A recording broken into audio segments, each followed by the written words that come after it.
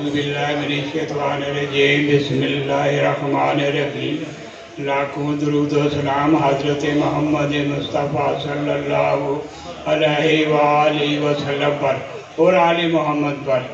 ایک عظیم شان نقصہ میں بیان کرنا چاہتا ہوں اونٹ کٹارہ کا۔ اونٹ کٹارہ تو دیکھا بھی ہوگا، یہ 3 قسم کا آتا ہے۔ اس کا ایک یلو پھول کا آتا ہے، ایک سفید پھول کا آتا ہے، ایک پرپل پھول آتا ہے اس میں۔ یہ اونٹ کٹارہ بہت ہی زبردست چیز ہے۔ یہ امریکہ میں اس کو ملک تھیسل کے حساب سے 50 گرام کا ڈبہ آتا ہے، ملک تھیسل بولتے ہیں اس کو۔ یہ مردانہ طاقت میں استعمال ہوتا ہے۔ یہ بہت ہی زبردست چیز ہے۔ یہ ہم ادھر آپ خود بناؤ اس کو۔ یہ ار کے گلاب میں اس کو 7 بجاؤ دینے ہیں، 7 بجاؤ دینے ہیں۔ ایک پوٹا جو ہے نا اس پہ اندر ڈوب جائے، ایک پوٹا اوپر ہو جائے اس کا جو ارگ ڈالو گے۔ یہ 7 بجاؤ اس میں دے کے اس کو خشک کر لینا ہے۔ تو پھر آخری جو بجاؤ ہوگا وہ آپ نے یہ آملہ کا دینا ہے۔ آملہ کا پانی نکال کے آخری بجاؤ اس کا دینا ہے۔ ایک خشک کر دینا ہے، 7 بجاؤ دیں گے، یہ آپ کی چیز تیار ہے۔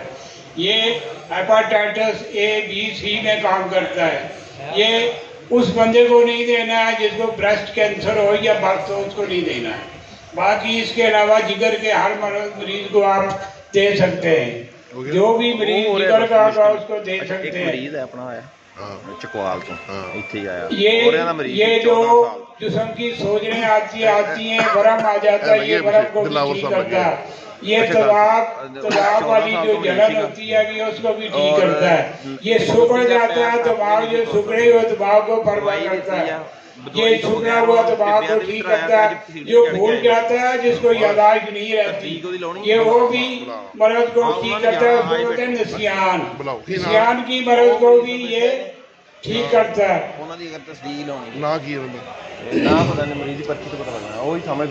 اور دماغ کے لیے بھی بہت اچھی ہے۔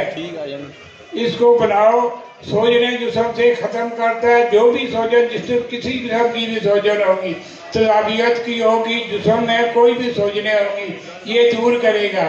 یہ چہرے سے سڑوٹ انسان کے ختم کر دیتا ہے۔